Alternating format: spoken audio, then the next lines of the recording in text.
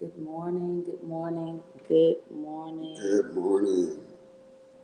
Morning, everybody. Good morning, everybody. What up, what up, what up? What up? It's your boy. Good morning, Lachey, you're number one. Good morning. Good morning, Valerie on YouTube. Good morning. Good morning, everybody. Good morning, you all. Good morning, beautiful people. Hey, Sierra, good morning. Patricia, good morning. Hey, Melanie. Good morning, Sandra. Shanora, good morning. Good morning, y'all. Good morning, Darius. Good morning, Kenyatta, Nicole, Sheila. Good morning, Linda. Miss Linda, good morning. Come on, YouTube. We're right there. You are. Johanna, Christina, good morning. Queen Ange, good morning. Good morning, those of you that are joining us live on YouTube this morning. Yeah. Good morning. And the tube.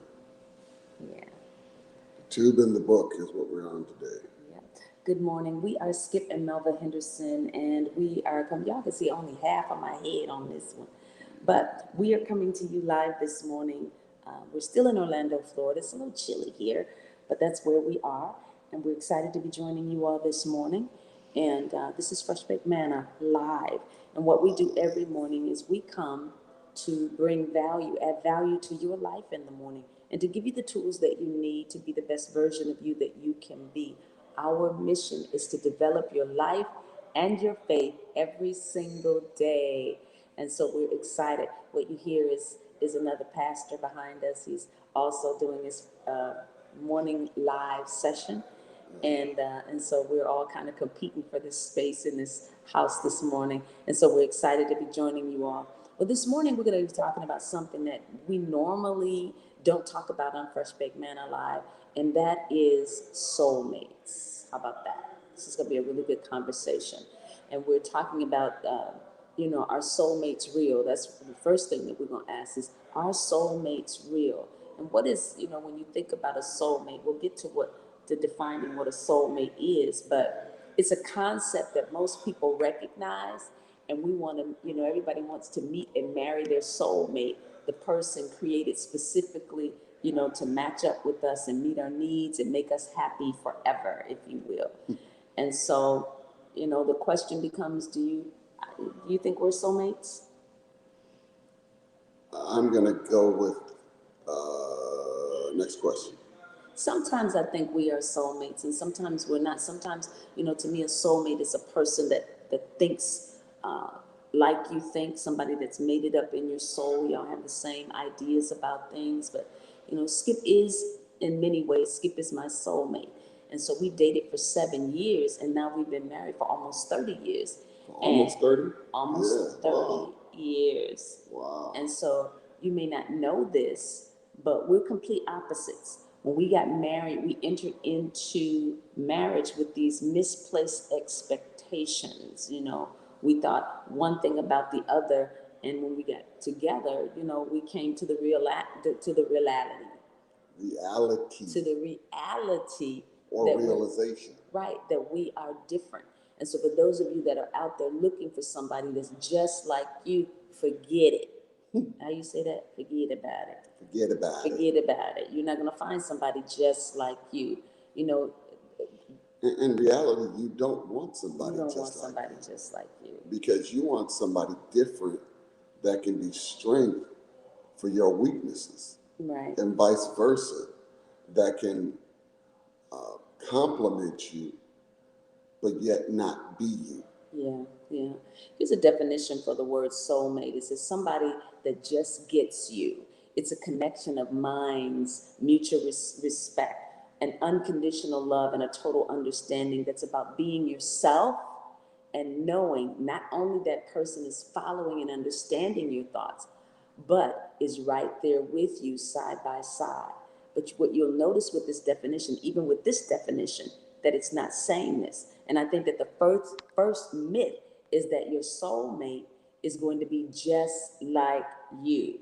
And so we won't even have to talk. We'll just look at each other and giggle because we know what the other is thinking Obviously, this is not true.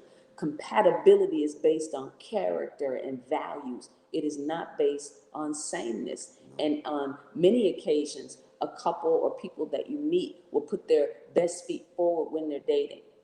They fake it until they make it, and I don't like fake it till you make it. I like faith it till you make it, but I don't like fake it till you make it, because it means that I'm not getting the authentic you. And when people get married and they discover how truly different they are from one another, you know, then things start going wrong. But a healthy marriage starts healthy when two people realize they may be soulmates, but they understand that they can still be very different. So don't lose who you are. You don't lose who you are. If you have to, I would be seriously concerned. What's funny is marriage is a series of deals. Relationships are a series of deals. When you first meet each other, it becomes a big deal. And then after you've been around each other and you found out that after you get married that that person ain't what you thought they were, then you feel like you got a raw deal. Then after that, you keep searching. You go, you know what? I want to find me a new deal. But that's what it is. It's a series of deals. But you have to play the hand that you've been given. Whatever hand that's been dealt to you, just like God says he dealt to every man the measure of faith, that deal that you got to add faith to it, to live with, to function with, to operate your life with that person. Yeah. Does Melva like everything about me? Absolutely not. Absolutely not. We've been together almost 30 years and she still don't like some things about me. I don't know why. I'm very lovable, but all it is. But there has to be an understanding that everybody has plus and minuses. And if you allow yourself to stay in faith, allow yourself to allow them to happen, they'll balance themselves out. And most of the time, if you really give yourself to that individual, you figure out this is a good person. And whatever their minuses are, their pluses outweigh their minuses. A lot of things that people need to understand that us becoming one is us becoming we. It's not me becoming you or you becoming me. That's good. That's not what this is. Us being one is us becoming we. But it's not me trying to be you and you trying to be me. I could never be Skip. I don't have Skip's makeup. I don't have Skip's DNA. And he doesn't have mine. I'm more of an introvert. Skip is absolutely an extroverted personality. And so although I'm out in the public, really by nature, I would prefer, just I like things cool. Right. I like things cool, calm, and collected. He's got to have all the lights, the camera, and the action. He likes the light shining on him and all of that. I don't need all of that. It's the truth. Yeah, whether you realize. The second myth about these relationships is that soulmates will never have problems. That ain't the truth, just so you know. Listen, that's the biggest lie ever told to mankind. Biggest lie. Because everybody has problems. There's always going to be problems. There's always going to be problems when you have people, because nobody's perfect. How do you expect to be perfect with flaws? Yeah, right. And so, if you have flawed ingredients, how do you expect to make a perfect vessel? And so nobody is perfect, none but Jesus. Right. And when you come into a relationship expecting people to be, perfect or not have problems, it's going to set that relationship up for disappointment. Yeah. And you're going to always have big issues that you're going to have to work through, because you can't come in thinking that you'll never have. If you enter a relationship thinking that you will never have conflict, then your very first fight is going to make you question the relationship. And that's going to lead to trouble. Any good relationship takes work. And soulmates are made in the trenches when two people commit themselves together to roll up their sleeves and fight for the relationship. Right? Exactly.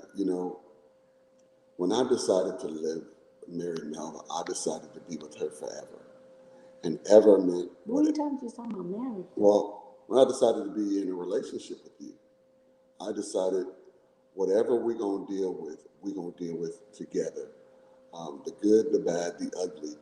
And um, it was also going to be grace to grow in this, because I think people think when you get into a relationship, they need to be fully together, fully matured, fully developed into one another.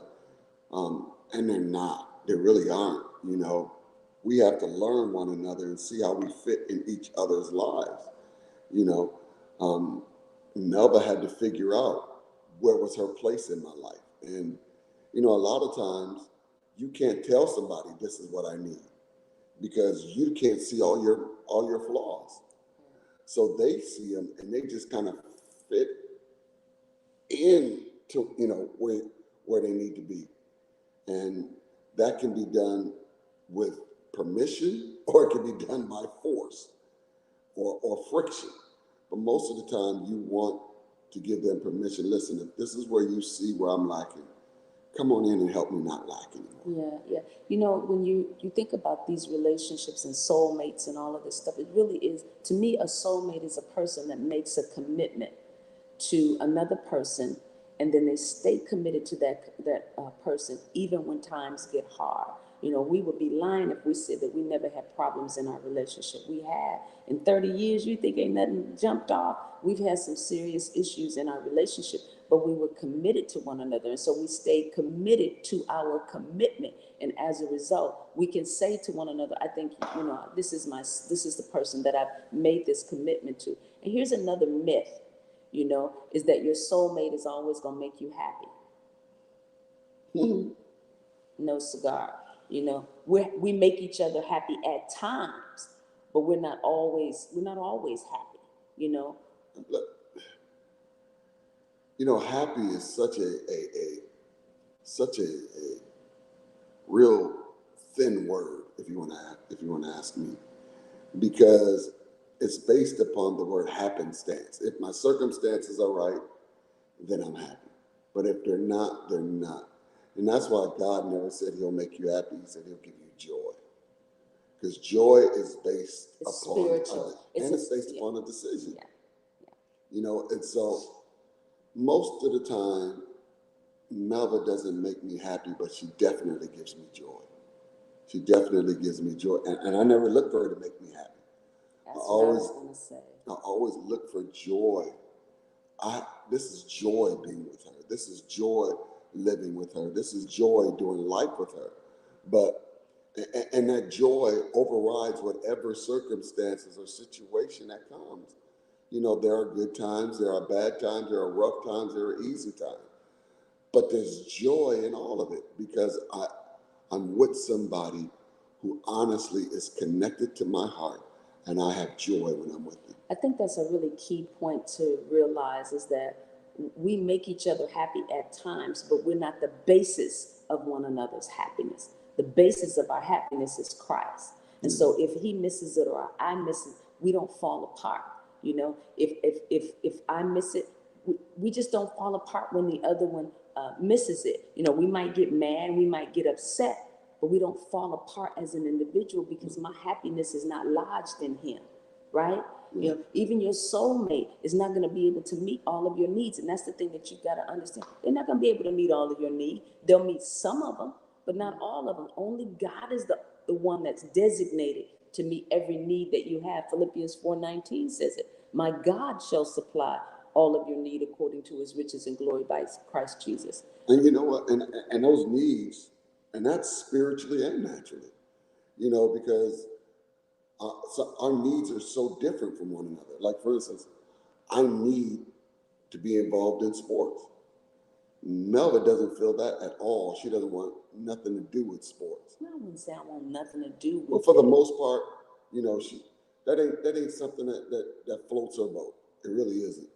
Now, Melva's need is for comfort, prayer, spiritual things, naturally to be secure and feel taken care of and covered.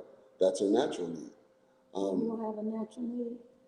Huh? You don't have a natural No, need? no, I do. I said, but sports is like my thing. You know, and you don't necessarily satisfy that with me. Like you won't sit down and watch a football game with me. You won't, especially if there's some sort of documentary on. You're watching that. You know, and then I'll go watch your documentaries. I'm like, you know what?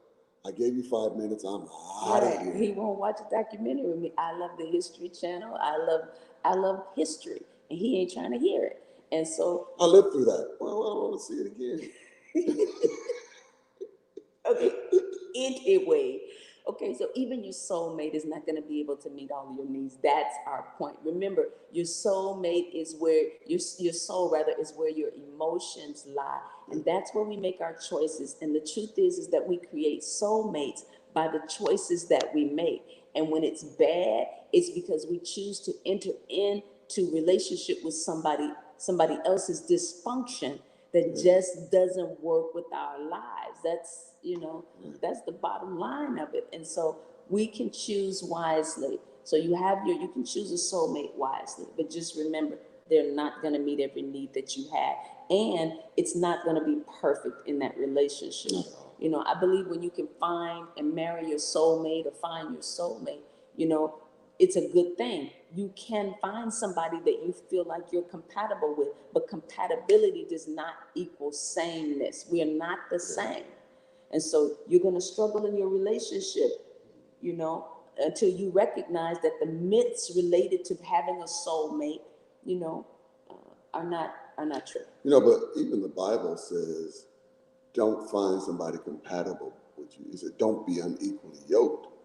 But the main thing he says is follow peace. So can you find somebody that you can live a quiet and peaceable life with? That to me is so key because, we may not be on the same page, but there's peace with us. And we have to, there's been many a times when Melva's seen things one way, I've seen things a different way, but we always try to find the level of peace Common in ground, right? The peace, yeah. Because the word said follow peace, as he said, with all men, And so one of the necessary ingredients, I thought about this for a happy relationship, is, making sure that you're committed. You gotta be committed to peace. I'm committed to peace. And it's really, really important in the relationship. I don't want to be the drama queen in this relationship. And I don't want him to be the drama king in the relationship. And so we have to understand that there is a part that we both play. And in us playing our parts, then, and being committed to playing those parts well, not being sensitive, overly sensitive in the relationship, it will help us. But to do that, were you going to say something? Let me ask this question. Is a soulmate, and you put them quotations up, is a soulmate, they were born for you, or did they develop into that for you? Developed. And most, and I agree, because we had to grow into what we have now. Sometimes kicking, fighting, and scratching, sometimes smooth roads, bumpy roads, all ebbs and flows of relationships. But I think people need to get past and over the myth that this individual was born for me. They were made for me. No, that's and that's the fairy tale lie that usually destroys relationships because, again, I talk about sandpaper. Sandpaper, if used right, can smooth things out. I mean, friction smooths things out. So there's going to have to be some friction to smooth things out. But once and using the right, it'll get together. But if you put the wrong pressure on friction, it will absolutely cause damage. And so friction is okay. It's okay to have some. Sometimes we may have to be abrasive with one another or uncomfortable with one another so that we can fit with one another. And sometimes the friction is having the hard conversations. Yeah, you have to be committed. And, our whole purpose for talking about these soulmate things is because many of you, y'all follow us and you know that God has called you to do something really great in life. And so knowing that you've been called to do something great in life, you got to think about your relationships, because if your relationships are not managed well, what will end up happening for you is that they will become a hindrance to where you're trying to go. And so working on your relationships and massaging them and making sure that they're healthy is a critical piece. And so, one of the ingredients for necessary for a happy, if you will, or successful relationship is even before you get deeply into it, or if you're in it, to deal with the issues of the past. The past isn't the past until it's been dealt with properly. And because our past affects us today in a negative manner, it has to be addressed. It will affect your relationships. Because when we come into relationships, when we have not addressed the past, the memory of it, the impact of it, all of that, when we come into another relationship, all of that comes in with us. And so every person has some kind of baggage that they're going to bring with them. Let me add to this, and then you finish. Also, the glasses of it, because a lot of times you can only see people through the relationship you were in before. And so you got to take them glasses off too. Whatever color they're, rose color, black, dark, whatever, and see the person for who they really are, not for who the person you dealt with did to you. Yeah. And so it's just important. You gotta address the baggage. And so before you bring it in, before it steps over the threshold, address it. If you address it with yourself, within and of yourself, and then one really powerful thing would be to do is to let the other person know that you're working through what you're working through, just so you know. Yeah. I know, we're starting this relationship out brand new, but just so you know, this is an area of my life that I'm overcoming. And I think that if a lot of people would come on out with their heart on, not just their heart on their sleeve, but their lifestyles and the things that they're contending with out in the open, there would not be as many failed relationships as we have them. But come through the gate. You have nothing to lose. And even if you lose that person, then that means that that person is not committed to you. And so, but come out being completely honest. But let me say this though. You have to grow and allow that person to. People just don't get your transparency. They have to earn your transparency. And most people are very guarded till they know you can be trusted with all of me, or you can be trusted with those things that I don't let everybody else see. And until you've allowed that individual that space, until you've allowed that individual that parking spot in your heart, you're never going to be transparent with them. It'll always be, I'm going to spoon feed you bits and pieces of me to see how you handle it, to see whether or not you like it, to see if, your reaction to it. One of the things I told Melva, I said, listen, whenever I'm telling you things about me that, that I'm uncomfortable with, that I don't like about me, you have to develop a poker face. I don't care how much it hurts you. I don't care how much you hate it. And while I'm telling you it, you have to have a poker face. Because the minute I see the wrong expression, I'm shutting down. Okay, that's the end of that conversation, and we're never having it again. And it may be a necessary conversation for us to get to the next place in our relationship. But when I see that reaction makes me feel uncomfortable, then I'm not going to have this conversation with you anymore. But that's your process. That's not everybody's process. Right. And in my opinion, I don't necessarily feel like it's a healthy process, if I could just be honest, because all of us are going to be uncomfortable with something that somebody says. And so in that moment, when you withhold information, now this is how y'all can see that we don't see eye to eye all the time. In that moment, to me, what it speaks to me when you're withholding information is that you're willing to lead me on and not really disclose where you are. And then I can become, in some ways, victimized, or I don't get all of you in a relationship when I don't know what's going on just because I didn't respond to something you said the right way. I don't necessarily feel like that's fair, but that's your process. It's your process. But let's look at that. Let's talk about that. Mm-hmm. How many times have you got ready to say something to me and you didn't like my response? So I get it. So you stopped. It doesn't make it right though, Skip. I'm not saying it makes it right, but it's the way we're made. Right. Nobody's going to just walk around. I'm not trying to be funny. Nobody's going to walk around butt naked. We're clothed for a reason because we don't want you to see our private parts. You know, and and for the most part, it's illegal to walk around naked like that. And so nobody walks around with their heart out here going, "Hey, look at me. You know, I've been molested when I was a child, or I'm insecure." Nobody walks around with that on, wearing their shirts and, "Hey, listen, I'm insecure." You end up finding that out, and when through conversations and through genuine honesty, then you get that part of me.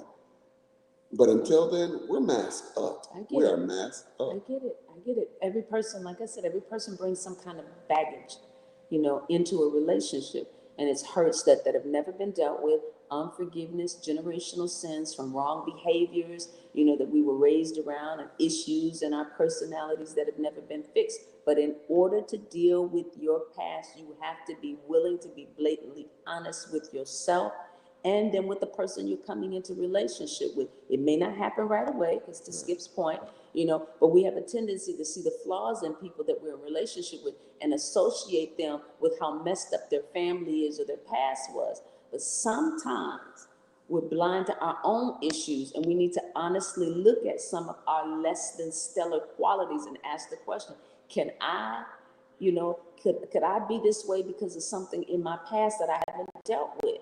You know, and the answer usually is yes. All of us are the sum total of our past. All of us. And we are. And that's the place that makes us uncomfortable is I don't want my past to affect our possible future. Right. And so if I can keep my past out of our future, I'm going to do my best to do that. But a lot of times people are saying, but I need your past to see if I want to go on with your future. And that's where people get, you know. Yeah, they put the guards up there. Put the guards up. I don't know. You know, I really do want to be in a relationship with you, but you want the truth? You can't handle the truth. Yeah. You know, and so because you can't handle it, and or either I don't think you can handle the truth. And again, that's my insecurity. Right. And that's something that I got to deal with. But there is a point where you can help me with my insecurities. But that's what I was saying when you come to the relationship, coming out the gate saying, here is something that went on in my past. It's something that I'm working through. But honestly be working through it. It's something that I'm working through. I'm going to therapy. I'm keeping myself in the word. I'm addressing it, or I'm getting through it. I still have some emotional attachments to it or whatever.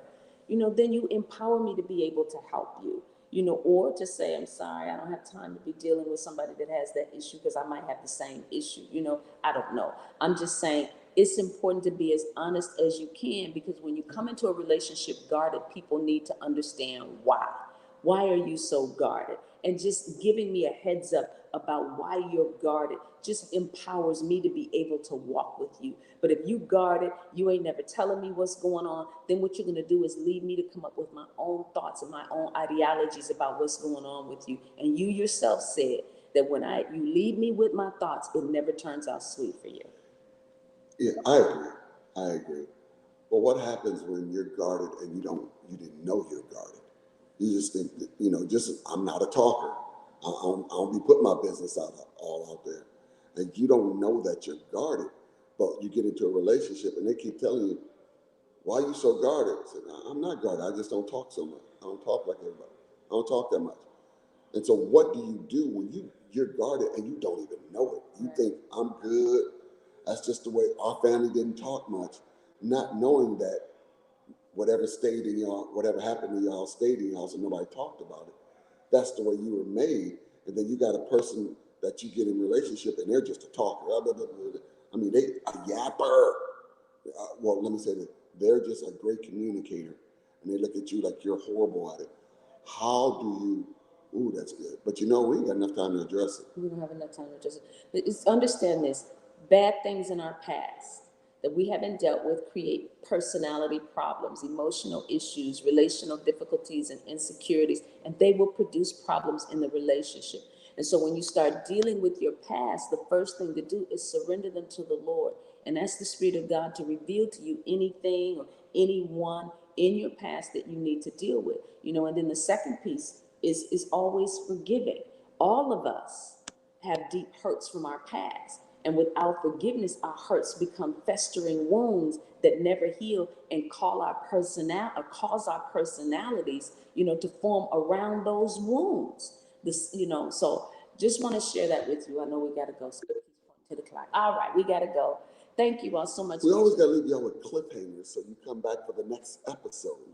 Yeah. Thank you all for joining us today. This is Fresh Baked Manna Live. I want to say this to you. If you have an Apple device, join us on Clubhouse. We do AM morning prayer every morning. For those of you that are on Central Standard Time, 6 a.m. every morning on Clubhouse. We're going to be sharing some really powerful stuff inside of Clubhouse that we just, Facebook is okay, but it's just not doing what Clubhouse is doing. So get in Clubhouse, join it, joinclubhouse.com so that you can join us on I think the great thing about Clubhouse, if I can be honest, is on Facebook, you can write your comments, you can post them.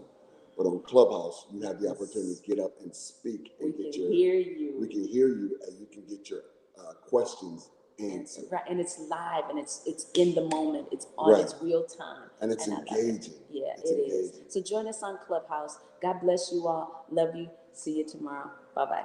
Bye.